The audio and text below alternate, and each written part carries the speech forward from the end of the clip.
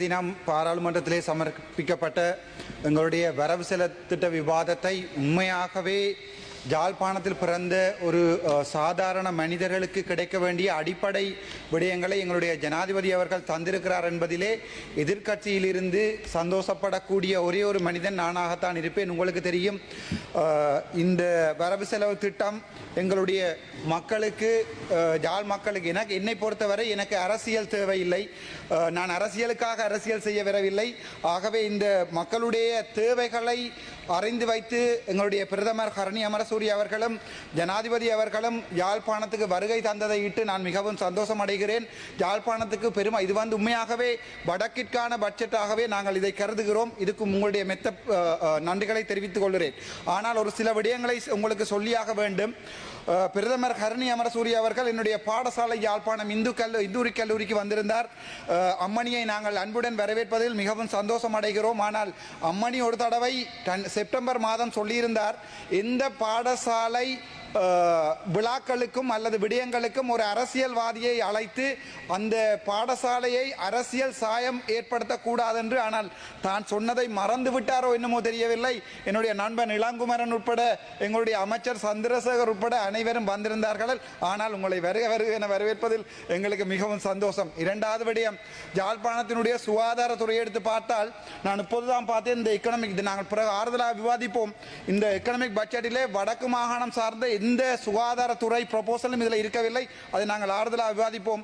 ஆனால் எங்களுடைய சுகாதாரத்துறை அமைச்சருடைய பணிவான வேண்டுகோள், ஆறுகால் மடம் கோம்பியான் மன பகுதியிலே கழிவுகள், எங்களுடைய வேஸ்ட் மேனேஜ்மெண்ட் ப்ராப்பராக செய்யப்படாமல் வைத்தியசாலை கழிவுகள் முறையற்ற விதத்திலே எரிக்கப்படுகிறது. ஆகவே எங்களுடைய சுகாதார அமைச்சரை பண்புடன் கேட்டுக்கொள்கிறேன், தாங்கள் நேரடியாக தலையிட்டு அந்த வேஸ்ட் மேனேஜ்மெண்ட் ப்ராப்ளத்தை சற்று பார்க்குமாறு கேட்டுக்கொள்கிறேன். அது தவிர உங்களுக்கு தெரியும், யாழ்ப்பாணத்திலே வடக்கு வைத்தியசாலையிலே கண் வாட்டிருக்கிறது. 17,000 2024 ஆண்டில் 17,000 கட்ராக்ட் சர்ஜரி செய்யப்பட்ட கொழும்பு வைத்தியசாலை நேஷனல் ஹாஸ்பிட்டலுக்கு ஒப்பிடக்கூடிய ஒரு போட்டை டாக்டர் மலரவன் அவர்கள் நடத்தியிருக்கிறார். ஆனால் நான் நேற்று தான் அறிந்தேன், வைத்தியர் சத்தியமூர்த்தி அந்த வாட்டினிலே வேறு 2 வாட்டுகளை கொண்டு வந்து அவர்களுடைய சேவையை குழப்புவதற்காக இந்த நிமிடத்திலே அந்த விடயத்தை தங்களுக்கு நான் சொல்லக்கூடிய முக்கியமான காரணம், வடக்குரிய முழு வைத்தியசாலைகளிலுமே சிறந்த சேவையை வழங்குகின்ற யாழ்ப்பாணம் வைத்தியசாலையிலே ஒரு சில நடவடிக்கைகள் மிகவும் கேவலமாக இருக்கிறது. வைத்தியர்களையும் அங்கு வேலை செய்கின்ற ஊழியர்களையும் இது பாதிப்பதாக அமைகின்றது. அது தவிர உங்களுக்கு தெரியும், நேற்றைய தினம் எங்களுடைய தம்பி இளங்குமரன் அவர்கள் வாகன விபத்திலே, உங்களுக்கு தெரியும், அந்த வாகனம் பிளிப் பண்ணப்பட்டு வயலுக்குள் விழுந்திருந்தது. நாங்கள் இந்த பாராளுமன்றத்திலே எல்லாத்தையும் குறைக்கிறோம் என்று அடிப்படையாக கொடுக்க வேண்டிய விடயங்களை சற்று சிந்தித்து பாருங்கள். எனக்கு என்னுடைய வாகனத்துக்கு 14 ஏர்பேக் இருக்கிறது. ஆனால் தம்பி இளங்குமரன் போன வாகனத்துக்கு ஒரு ஏர்பேக் கூட இல்லை. இப்போது உங்களை பொறுத்த வரைக்கும் இளங்குமரன் செத்திருந்தால் இன்னொரு எம்பியை நீங்கள் கொண்டு வரலாம். ஆனால் அவனுக்கு ஒரு அம்மா, ஒரு அப்பா, ஒரு பிள்ளை இருக்கிறது. ஆகவே எங்களுக்கு தராவிட்டாலும் பரவாயில்லை, உங்களுடைய எம்பிக்களுக்காவது தரமான வாகனங்களை அன்புடன் கொடுக்கும் வரை அன்புடன் கேட்டுக்கொள்கிறேன். அதைவிட யாழ்ப்பாணத்திலே உங்களுக்கு தெரியும், இதுவரைக்கும் எத்தனையோ வைத்தியசாலை வைத்தியர்கள் இப்போதெல்லாம் இன்டர்ன் செய்து முடித்த பிறகு அவர்கள் எதிர்பார்ப்பது ஆஸ்திரேலியா அல்லது யூகேக்கு போவதற்காக ஏஎம்சி எக்ஸாமோ பிளப் எக்ஸாமோ எழுதுகிறார்கள். ஆகவே இந்த முறை பட்ஜெட்டிலே வைத்தியர்களையும் சற்று தாங்கள் நிதானமாக இந்த பட்ஜெட்டை வரையறை செய்திருந்தால் நன்றாக இருக்கும் என்பது என்னுடைய ஆழமான கருத்து. அது தவிர உங்களுக்கு தெரியும், தையிட்டி விகாரை முக்கியமான பிரச்சனை. இந்த சபையில் இதை சொல்லித்தான் ஆக வேண்டும். எங்களுடைய ஜனாதிபதி வந்திருக்கின்ற நேரத்திலே பக்கத்தில் அமர்ந்திருந்தவர் உட்பட அனைவருமே சொன்னார்கள், ஒரு விகாரையை இடிக்க சொல்லி. அரசியலுக்கு வரவில்லை, மக்களுக்காக அரசியல் வந்திருக்கிறேன். என்னுடைய யாழ் மக்கள் அந்த விகாரை பிரச்சனையால் பாதிக்கப்பட்டு நாளை கொழும்பில் பழிவாங்கப்பட்டு 1983 ஆண்டு கழுஜூலை போன்ற ஒரு நிகழ்வை வரக்கூடாது என்பதற்காக ஜனாதிபதியிடம் நான் சொல்லியிருந்தேன், ஒரு விகாரையை உடைக்க முடியாது, அதற்குரிய கம்பன்சேஷனை கொடுக்குமாறு கேட்டிருந்தேன். ஆனால் மீண்டும் அதே காட்சி, பக்கத்தில் இருந்த அதே காட்சி இப்போது செம்மணி புதைகுழியில் போய் நிற்கிறது.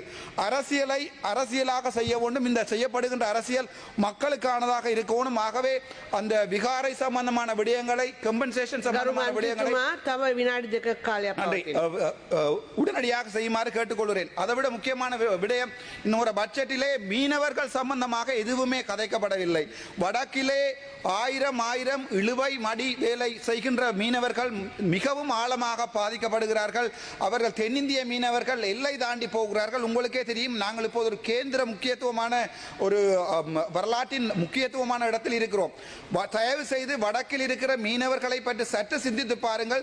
தெற்கில் இருக்கின்ற ஒரு இறங்கு துறைமுகம் முழுவதுமாக கங்கிரீட் போடப்பட்டிருக்கிறது. ஆனால் என்னுடைய வடக்கு மீனவர்கள் மணல்களுக்கு நடந்து போய்த்தான் அவற்றை செய்து கொண்டிருக்கிறார்கள். ஆகவே எங்களுடைய முதலமைச்சர் அல்ல, மீன்பிடி அமைச்சர் அவற்றை கருத்தில் கொள்வார்கள் நினைக்கிறேன். அதைவிட இந்த தடவை டிசிசி மீட்டிங்கிலே பாராளுமன்ற உறுப்பினர்களுக்காக பன்முகப்படுத்தப்பட்ட நிதி வழங்கப்பட்டிருக்கிறது. அந்த பன்முகப்படுத்தப்பட்ட நிதி 5 நாட்களுக்குள்ளே ப்ரொபோசல் கேட்டிருக்கிறார்கள்.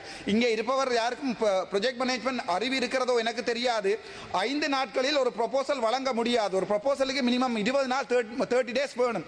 ஆகவே 14ஆம் தேதி டிசிசி மீட்டிங் கூட்டப்பட்டு 19ஆம் தேதி இன்றைய தினம் 17ஆம் தேதி எனக்கு அந்த மெயில் அனுப்பப்பட்டிருக்கிறது. நாளண்டைக்குள் நீங்கள் அவற்றுக்குரிய ப்ரொபோசலை தருமாறு. ஆகவே இவை என்னுடைய என்பிபி அரசாங்கத்துக்கு நல்ல விடயமாகவே நான் சொல்லுகிறேன். ஏனென்றால் இவற்றை சற்று ஆழமாக சிந்தித்து கவர்மெண்ட் ஏஜென்டாக இருக்கலாம் அல்லது டிசிசி சேர்மனாக இருக்கலாம், அவர்களுக்கு சற்று அறிவுரை கூறுங்கள். மக்களை போய் பாராளுமன்ற பிரதிநிதிகள் சந்திக்க வேண்டும். சந்தித்து அவர்களுடைய குறைபாடுகளை டிஎஸ் ஆபீஸுக்காக டிசிசி மீட்டிங் கொண்டு வந்துதான் அந்த ப்ரொபோசல்கள் வழங்கப்பட வேண்டும். அவற்றை சற்று சிந்தித்து ஆழமாக சிந்தித்து செயற்படுமாறு வேண்டிக் கொள்கிறேன். அது தவிர எங்களுடைய இந்த விகாரை விடயமாக இன்னும் பல விகாரைகள் இரணைமடுவில் கட்டப்பட இருப்பதாக தெரிவிக்கப்பட்டுள்ளது.